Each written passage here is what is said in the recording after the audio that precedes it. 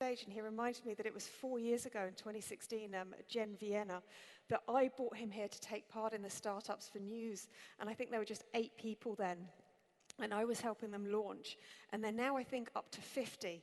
So they're doing exceptionally well, and Jeff's going to talk to you a little bit about Trint, but overall we're going to talk about automation in the newsroom. So Jeff, I'm going to ask you to come out and introduce the panel, please. And this is the last session. It's going to be super interesting. We've got a really great panel, and then we will be off for drinks. So hopefully you will enjoy this. Thank you so much, guys. Thank you, Jody. And thank you all for staying. I know that the weather is extraordinary. By the way, breaking news, I was told, I have not verified this, but it comes from a reliable source. I don't think it's fake news that the subway on strike tonight in Athens. So Uber and taxis may be a challenge. So AI in the newsroom, I come at this as a journalist, 30 years as a foreign correspondent, broadcast journalist with American and Canadian television, segued into building Trint as an AI transcription tool. The panel all deal with this from a more technological side, but for journalism. So we have a very well-rounded panel. Robin Govik is Chief Digital Officer at MIT Media, which is a very interesting company in Sweden with 27 publications, 570 journalists, 1 million readers, and a lot of very small ones, correct?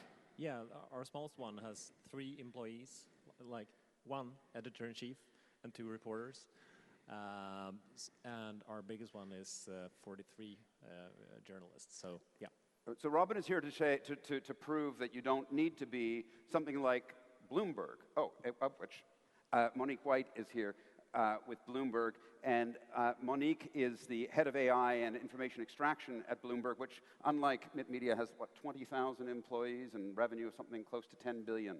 Not quite available to me for my work, I wish. But yes, Bloomberg as a whole, we're very big, but we have so a couple big departments. The newsroom really operates as its own business, which is very, very exciting for me because a lot of our AI products really have been built in a little incubation. So it has really felt like a very entrepreneurial environment. We have our own proprietary models as well as our own training data sets. So it's been a very, very exciting journey for us. How many people in the AI development side? So overall, just for the newsroom, we have about a dozen. About a dozen? Yeah. And Robin, how many do you have at MIT Media? I'd say that we have 35 engineers and around 5 data engineers. Yeah. All right. And finally, Peter Buhr was CTO of Die Welt in Berlin and is now a tech advisor to Axel Springer, the mothership, itself a huge company of 15,000 or so, revenue of about 3.3 billion euros. Peter, what's the AI component for Axel Springer? This is actually important for... Are you on there? Here, try this one. There we go. Oh, yeah. This is actually important for all of our different areas of business. We are huge also in classifieds and marketing business. Obviously, there are other applications of AI there. But when it comes to journalism, it is for us an option to drive efficiency in the declining market we still are facing as a national newspaper with the main things. We need to find smart ways to get down the effort and to do a better job with the real important stuff. Okay, efficiency. So, Robin, let me go to you and some slides here. Your journey into AI, as I think we talked about some time ago, took you from weather to sports to real estate. Can you take us through that a little bit? Yeah, so everything is about relevancy. We have 500 reporters working for us, but that isn't far enough. So there's always more need for content than we are able to produce. So we have a content development team that tracks what readers want to read all the time and tells the newsrooms what to produce, or kind of advises the newsrooms what to produce. But then again, sometimes there is actually more logic behind actually building a bot or some kind of automation, as we did in this case. So we saw in our data that people, they are really interested in real estate. The real estate market in Sweden is burning up. It's really hot. So we built a bot that writes a story out of every house being sold in Sweden. You can see an example here. You can no, last one. Yeah, there it is. So we have the name of the seller, the name of the buyer, and the price. And the automation looks at the data and finds the best angle. Is it in this case, record-breaking house? Is it unusually big? Is it a small house? And looks at characteristics to find the best angle, just like a journalist would do. And who sees this? Everybody. This is one of the most popular pieces on our websites. And isn't it getting boring if you repeat the same kind of information again and again? It is, but that is why it needs to be personalized or segmented in some way. So you don't get a list of 1,000 house sales. You get a story. It's presented in the same way as any other story on the website or in the app, but it's news for you. You know, if your neighbor has sold his house, you are interested in learning how much he made, right? Yeah, but if the fifth neighbor is selling the house in my neighborhood, don't I realize that the structure of the text is quite, the same story like the last time? A journalist would think that way, but readers don't. They care about the information. And how do you monetize this? It's behind paywall. So everything is behind paywall. And since this is actually one of the pieces that we are able to sell subscriptions on. And can you actually put numbers behind it? How has your automated housing sales across Sweden brought revenue in to Mitt Media? We have gotten thousands of new subscribers out of this type of content. During 1 year, this type of content was our most read type of content. And if our text robot, that we call it, would be an employee, he would be our most valuable employee because it would top all the lists. We got 3 million logged in page views last year out of this type of article. And for us, that is huge. It's 3 times our best reporter. So, Monique, let's go over to you. From very micro to a very huge market at Bloomberg. You say it's all about the training data. What do you mean?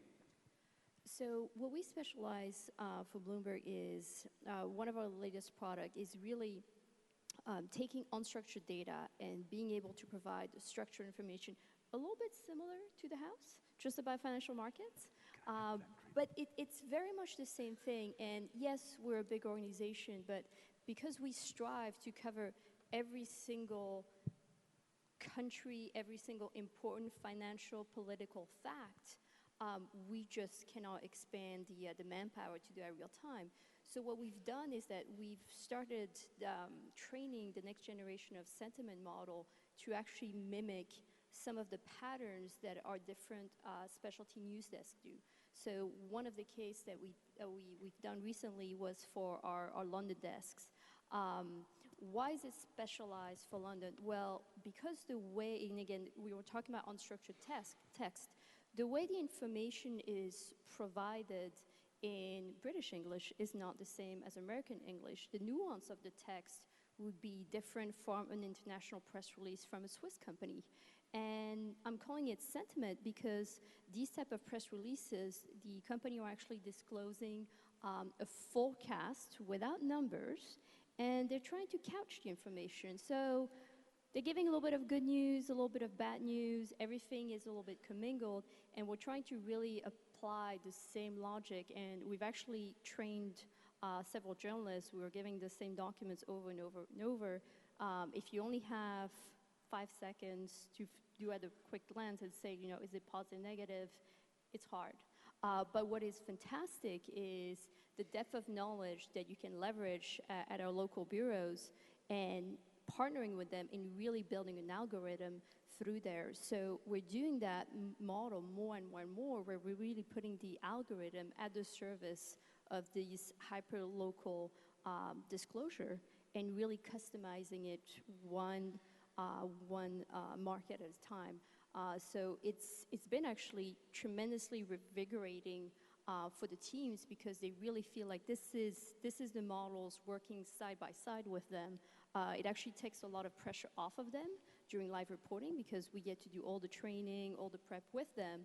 And when all goes well, the machine goes first, and you can relax and just see it happening. You talk about journalists working side by side with software engineers. Absolutely. How big was that team? The training team actually was only 3. 3 journalists. Absolutely. And how many engineers? We had 2 engineers on it. And what was what kind of investment in time does that take? 9 months. And now, is it journalist free? Does it just do it? So this is the interesting part. It's a sentiment model. So there's a good and bad side. The bad side is you have to constantly retraining it. The good news is you need the journalist again and again. Sentiments, be it political, financial, things change. There are different elements to bring in. The model only knows what you gave him. If there's something new, unexpected, you need to retrain again. But also it creates a lot of richness of data. So there's a future for everybody. So we tend to think about data, first of all, as numbers. You're talking about data as actually spoken word, written word, Absolutely. and content. Peter, at Axel Springer, you've told me that you're focused on numbers when it comes to AI. Am I right about that? That you... I don't know, Jeff. Yeah. I mean, surely I'm a tech guy, so I love numbers somewhere. So how is AI leveraged in the Springer newsrooms?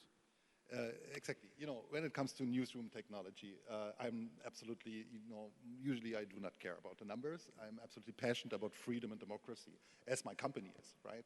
So we need to have everything available to make sure that we have a free and lively debate. And one of the problems being successful with this approach is the number of users is growing and growing. The number of statements the user providing is growing and growing. So we had a team of like, it was UGC team, moderating the comments coming in. And as you see here, it's not readable actually, but it says 870 something, which is a normal number of comments for a regular article. And there are good comments, there are bad comments. We had 14 editors sitting there, passing through all of this, and it was growing and growing, and we could not handle it anymore. So other newspapers decided to shut down their debate area, and I really could not stand this. So I asked for 3 more months, give me more time, and I automate this, and we did this, making an analytics bot, understanding what are the users saying, analyzing the kind of language which is used, defining a little bit standards, and there are huge numbers, hopefully a little bit, 12,000 comments but were successfully published in the meaning of no problem, we could get them through. 8,000 were denied by the machine, because they are using offensive language, or we have a lot of trouble in Germany with people who do not comply to standards of communication. So is that what the automation is? Is it searching for offensive comments so that humans don't need to? This is the one case, right? And exactly, because the people we had there, the 14 guys, right? Now there are 17. But they participate again in the social media, in our own debate, with arguments. Instead of checking bullshit comments and putting them out, they are a part of the discussion again. And that changed a lot. This changed the motivation of the contributors, of the people, because they feel like getting a real response from a real human. So that's interesting. So that because the issue of job disruption and AI often comes in. You're saying that instead of having to just moderate and delete offensive comments, now those employees are able to actually take part and elevate the debate. You have no idea how much fun this was, yeah? Because they really came up with smart ideas, yeah? With good arguments. They even started to make jokes within the community. They were part of the community. And they simply did not have the time before to do that, yeah? And since then, the number of interactions of the users in the community section grew rapidly, yeah? So with much less effort in stupid moderation things, we made a huge increase of usage by the users in this area of debate. I want to go on with the questions quickly, but I just want to talk about my own experience developing an AI tool for newsrooms. And I think what I discovered as a journalist who sort of stumbled into inventing an AI is that people see AI as an end and as a threat, but in fact, what I discovered is that it's a means to an end. And in terms of leveraging it for automated transcription to liberate us from having to transcribe our interviews, you know, AI can get us, if this is perfect, can get us close, but that gap, the faults that AI will make in natural language processing are fatal because they're flawed data. We as journalists can't use them. And so the challenge for us in inventing Trint was how do we make AI do the heavy lifting and then create some sort of software layer that empowers people through their own intervention to search, find, and verify so that they're not relying on flawed data, but they don't have to go through the pain of transcription. So that was very much my journey as we leveraged AI to build a new product to liberate people not away from the drudgery of stenography so that they can actually produce content. And that's very much what we've done. I'll just speed through these. Let me, go ahead. So it was, you automated the stupid part, right? That's right. So people have to listen and to type, yeah? Yep. There's no, a brain addition on this part of the work, right? That's right. And I think from my perspective, that's where AI is really interesting. People often will say, it's going to take our jobs away, but in fact, I think used effectively, and tell me if you agree with this, but I think used effectively, it can liberate us to do our jobs. Yeah, and I'd say that if you believe that you can be replaced by an algorithm, probably you should be. if you aren't valuable enough to be creative and focus on what journalists are good at, algorithms. We use algorithms to do the boring stuff or the stuff that humans can't. You're completely right. This was exactly my experience. After we made this automation, the chief editor of Die Welt insisted to sit down with us, and they gave me a list of things they want to have automated because they find them so, boring to do. Yeah, and this is the list we're currently still working on. It's a long list. Peter, yeah? you in fact talk not about artificial intelligence. You have another word to describe what you. Absolutely. As with this comment things, I find it so important to realize that these kind of tools enable us to leverage the knowledge of our people, yeah, of our internal people as well as of our external readers. We used to treat them as consumers, but actually they are thinking beings contributing stuff, and we could not, as this example shown, manually handle this amount of information and data. You talk about augmented intelligence? Yeah, I've never, and do artificial intelligence for 25 years, I've never stumbled across a system which is completely autonomous or artificial. It is always the people, the humans defining the model behind it, giving the data and making decisions. Yeah? So to say artificial intelligence always separates that, and that is completely wrong. You have to think this as a symbiosis, or a symbiotic thing between humans and machines, and this is where the power is. Yeah, Monique, at Bloomberg, you're doing a lot of business reporting, a lot of quarterly reports, earnings. You and I think Associated Press have also put in a huge amount of automation. Is that taking over the drudgery that journalists did, or are you doing work that simply was never within the scope of journalists because it was so vast? I would say there's a little bit of a both. I think to Peter in example, we started with the same framework in mind of saying like there are very repetitive tasks that we want to take over. That was about 10 years ago. Then what started happening, accelerated in financial information, is that the time dissemination of news has just shrunk. Like the pressure to report the scoop is for us on financial markets, sometimes you only have a few seconds. So then it really became a timing imperative. Today, the way we see the evolution is like, yes, it makes us efficient, it makes us fast, but it's really to repeat what everybody has said, is to harness that human intelligence. And what we're really trying to create are alerts.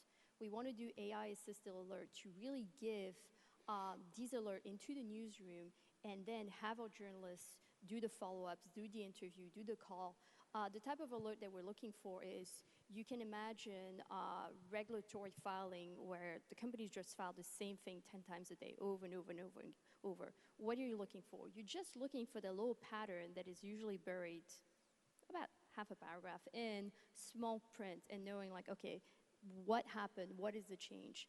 So these are extremely laborious tasks. Nobody would want to do that. This is perfect. Why is it AI? Well, it's because sometimes the explanation is still free-form text.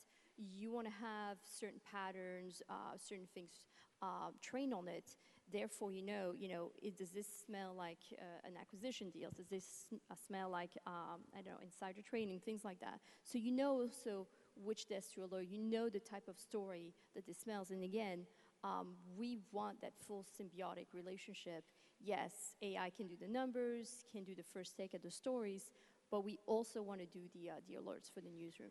Robin, Peter said that he's not aware that in his experience with AI, there's always got to be some human involvement, but you've developed an interesting series of algorithms for regional, local, hyper-local sports scores. Is that now fully automated? Can you just let that go and not worry about it? Yeah, of course. But it's better. But was it grown out by itself by the machine, No. or did some humans made the No. system? Some human defined made the rules? system. A human made the system, but do humans need to check it daily, monthly? No. But from day one, we just published it after the algorithm just started to produce them. But actually, interesting with the sports is that we send out a text message to coaches after a game, asking them about the comment from the game. And that comment or the question is based on the data from the game. So, for instance, if it's a big loss, we ask the question that way. So this was a big loss for you. What's your comment on it? And then we get the answer and put that into the automated content. Does anybody screen the Yes, but we also. So that's to Peter's point, that you can't let it go without someone glancing at it. Would you publish a quote from someone having just lost the game 10-0 without checking it? Right. Yeah. Right. And you talked also about personalization. When you personalize for your hyper-local markets, in a lot of cases, media companies will ask people to opt in. But your experience was that you had some challenges with that. So what did you ultimately do? Yes. So people, they don't want a personalized experience because it sounds scary. But they want the news that is important for them. And that, in our case, we saw that it was a personalized experience. So if you're interested in ice hockey, you want to read more ice hockey news. But you don't want to read only ice hockey news. So we developed an algorithm where we cluster our users into different user clusters, and we kind of give the users more content. It's like a lever where we put on some little more sports, a little more arts and culture, for instance. And we instantly saw that by using personalization, we give the user a better selection than if an editor would have made the selection. And this was, of course, terrifying, talking to the newsroom and telling them that, okay, so our algorithm outperforms you, but you are good at other things. Because that's true. They need to write a really great headline, they need to select a good picture, but then where to put the teaser on the front page, on the home page, an algorithm does that much better. I want to repeat that definitely for anybody that's experiencing using AI to write stories, the headline is really, that's the art form. So I think there is a long, long livelihood for journalists to write still, excellent headlines. we have a content management system in place in some of our departments where the editors write 3 or 4 different headlines, and the automate optimize which one is used for which users best. Yeah, so this combination, this is what I think is working best. And I have this other great example about personalization, where we, personalization matters even more on the mobile, yeah, because the space is lower and so on, yeah. And we have this amazing app called Update, together with Samsung, installed in 22 European countries, having 300 million and so on, yeah. One part is completely manually curated, and one part is completely curated by the algorithms. You need to know human curated, you want to know machine curated. 80% of the clicks are going to the want to know, to the machine curated stuff. However, when my editors came around crying about their unimportance, I said, hey guys, I can explain you the model, right? It is completely based on your input. Yeah? If you do not give me the signal, what is important here? Yeah? I cannot make a good suggestion for the user in an automated place. Yeah? Only together we achieve the best results. Yeah. So Peter, in that case, you put out 4 different headlines, and then you see which ones get the clicks, and then you optimize for the best? Yeah, this part is done by the machine automatically then, right? But a human writes 4 different versions? Exactly. And then the machine will optimize? Absolutely. What's your experience with headlines, Monique? So again, we have a very strong speed imperative. So we will do some of our workflows, for example, the earning ones, the first headline will be fully automated because we do information extraction, etc. What we notice though is as the market react, there might be a press conference happening with the CEOs, etc. This is where our human journalism comes in. To really blend some of the color of what is happening after the event that the models covered. So really, we leverage AI a lot for the event detection, and then the journalism will bring in the cover, the color, the commentary. We have a lot of interactive live blogs as well. Those are extremely popular, and again, you can see where we have that client that wants the information right away, but it really is also looking for the cover. They're looking for the journalistic touch. It's just that they want it on a very fluid, interactive. And also, they don't have to sacrifice waiting for the facts. We give them the facts right away, then you get the commentary. Let me survey the 3 of you, just with a broad question. What is AI good at in newsrooms, and what is it not good at? Peter, why don't you start? You would like to do it by yourself? Train the machine to do it. For us, like correcting grammar and spelling. It's the easiest first approach. Yeah, but we used to have a huge department behind it to do all these things. Yeah. Proofreading, essentially. Proofreading. Proofreading, yes. Sorry, my English. Yeah. And also collecting information, this ingest, yeah, getting, we used to have this popular 3 newswire agencies, and then still the editor had to have such a pack of paper, and in the lunch break he flips through all of it beside eating to check out what is important for him. Right now you can set up an alert, and we do not have 6 wires anymore. We have 25,000 news sources aggregated from all the websites all over the world. Yeah, and this changes the game in information. So what, in your experience, is AI not good at? Or do you have examples of projects that you've tried that have failed? Well, there's always a learning curve. Yeah, like mostly the problem is not the AI in meaning of the algorithms. The problem always lies that you have not enough data, wrong data, or wrong assumptions about your data. Yeah, so if you think that you can ask people about what they are interested in and then make AI-based recommendations, yeah, you're wrong, right? People always lie about what they're interested in. Yeah, no one says I'm interested in cars and singers. Yeah, they always say politics and environment or something. Yeah, so based on this, you cannot make predictions about their interests.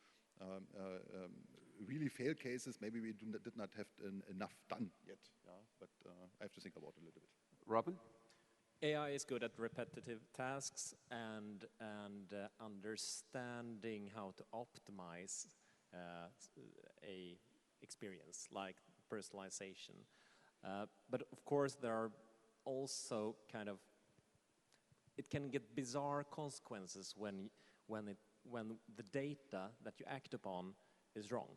For instance, when it comes to the automated content, we had a story where the person responsible for reporting the result put the data in the wrong field. So instead of being a game that ended 1-0, it was reported as ending 10-1. So the headline read something like "blowout loss for the soccer club," but it was a very even game. So the people there just wondered, what are you doing? This isn't what's happening at all. And it wasn't. It's fake news. It was fake news. And of course, those kind of bizarre consequences never happens with human reporters. But it's very seldom that type of reporting is done. When it comes to personalization, there are also like the assumption that people are interested in sports. They aren't. They are interested in ice hockey or football or any other sport. So in the beginning we thought that, okay, so this is a sport person interested in general sports. No. And in sports it's also very important that it's the game or the team they are interested in, not ice hockey generally. So if they get a lot of news from another team in their news flow, they will not read it and will get very upset because they think that we make too many news pieces on that team that they don't favor. Monique, it keeps coming back to what you said. It's about the training data. It's about the training data. I do want to do a little bit of a shout out to the human brain. I mean, you have to realize that as a journalist, you arrive in the newsroom, you have, let's say, at the youngest, at least 21 years of brain training experience. You're hearing words, you're interpreting all the time. You have to realize you're asking a statistical model to learn the same thing you have learned in a very organic way in 21 years in about 12 months of training. So obviously your model will not be able to do everything that your coworker journalist can do. So I think more than saying like, well, what's the limitation on AI? It's just saying like, well, it's just another model. Like at what point do you say, well, it's not worth it? The journalist can do it just as well, much better actually, because your human brain is nimble. In a given sentence, you're able to interpret like, oh, well, here is the temporality. This is the reference to the period. This is the reference to... But you know what troubles me about that so much? Is that humans, they get older, and I'm kind of old. You get not better, right? But these machines, they do not forget. And what they've learned, and it goes on and on and on. And we have, better hardware, we have better models, we have better algorithms, we have more data. That's true, but you're assuming that every single pattern that your model ingested was correct from the get-go. So I think this is the fun of working with some of these live models is, yes, we do a lot of training in advance. So for us in Bloomberg, the training data is absolutely critical. We curate it in-house, but we do straight through publishing. So the amount of effort that we put into it and in recreating the real market condition, or even trying to follow live an election, I would say the human brain for now is exactly for now. But what do you think? How long does it need until we really have machines which If you give me all the perfect data, I can get it to you by next year. Unfortunately, I haven't found that So perfect this training is, data. but this is an evolution process. Yeah. Yes. Also, our data collections are getting better over time. Yeah. So 5 more years, and you probably have every information about every company. And after that, 2 more years, you So I may think start. you're talking about structured data feed, which I agree. If I could have all the most perfect, beautiful structured data feed, yes. I think that what we're very interested in is also being able to cover conferences, free speech, completely unstructured information. So that's been very, very interesting for our clients, where nobody wants to actually log into the CEO teleconference or the government official conference. Maybe everybody's lazy, I don't know.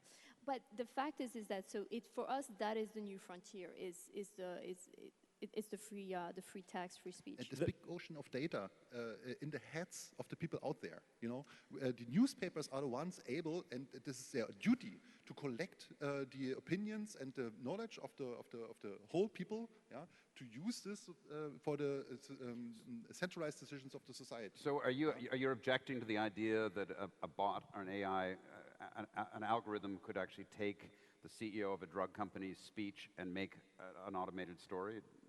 Does that? Well, I think about the guy next door who has your work or to private life a story to tell, right? And no chance that he's ever making it, yeah, professionally or somehow. But if he's able to deliver enough data, yeah, then we can go in a process, a mixed process by humans and machines, yeah, to come up with the real, selecting the golden nuggets out of the set. But there is a risk, of course, that a journalistic risk, that we will cover the news that have structured data and good data sources, and the stuff where there is no data, where there is kind of much friction in getting the data, we select other things to do. What are we talking about here? We are talking about our data. Our data is language. Yeah, we have language. Everyone is able to talk. Yeah, and this is the data we rely on. So you're arguing that all communication ultimately can be reduced in some form to data. Absolutely, and I think we are on a strong path towards it. You may realize or not, but all this Google Assistants, Amazon Echo bots, yeah, your language is recorded anyways. Yeah, so why not use it for a positive approach? And this is why I so much pledge about for this augmented intelligence. Because once you are there, you have to make sure that your system relies on the human decision, yeah, and not on a wild gun crazy robot. We only have a couple of minutes left, and I just want to play a little game here and look in the crystal ball. 10 years in the future, where is AI in the newsroom going to take us? Monique? I think for us, it's the first line of defense. It's the first line of defense in a world of financial information that requires more speed, more coverage, more accuracy, but also more filtering. I think this is a theme that we've all talked about, but the AI-assisted newsroom is also very good at filtering, condensing, and just bringing the relevant fact to the reader. Because at the end of the day, it is about the reader. So 10 years from now, what does that look like? I have about 100 different models running full time. You know, alerts going to all the designated desks. We can do that in, I would say, about 12 major local language. That would be a good goal. Robin? I think it will go 2 ways. One way where no AI at all is involved, like super curated, you make a thing out of being no AI involved, could be like a stamp on the web page or so. And on the other side, you will see totally automated, aggregated news sources where there are really no reporters. There are kind of, when things happen, a story is being published automatically, finding the right user, reading it. And I think that the tech companies will actually be the new journalists in some way. I don't want that, but I think that is a risk. it's a dark prophecy. Before I go to Peter, though, I just want to pick up on something you said that's very interesting. Do any of you, with your AI-generated stories, say at the bottom, this story was produced through automation? Yes. Yes, always. Yes. Always. All right. Peter, your crystal ball, 10 years. I think current media are part of the problem. We stuck in our own bubble. It is always a kind of a selected crowd able to communicate to thousands of users. And the digital and the social media teaches us this is not the way it can stay for long. If you look at Twitter, Facebook, it's completely chaos. No organizational debate, no purpose, no meaningful, no answers. I think that in 10 years from now, the newsroom's main goal will be to fact-based and fact-proven collect all this information from everyone. Everyone will be a contributor, and then picking out the. You cannot do it manually, obviously, because there's much too much content out there. Picking out the golden nuggets, and the editors are the ones shaping the rules for picking out the right stuff and organizing these debates. This is my opinion: is that we go back to a more, actually, hopefully, a democratic approach on which information is out there, which information is important, and which is true. Perfect way to end. Why don't we all get together again for this panel in 10 years and see whether we're right. Thank you all, and thank you all for staying. I know it's late. Dinner awaits. That does sound like a perfect panel to pick up in. I'm going to say let's not wait 10 years. No, we might do it in I'm going to go You're three right. tops. Yeah. Thank you. That was super interesting. Really appreciate that, guys.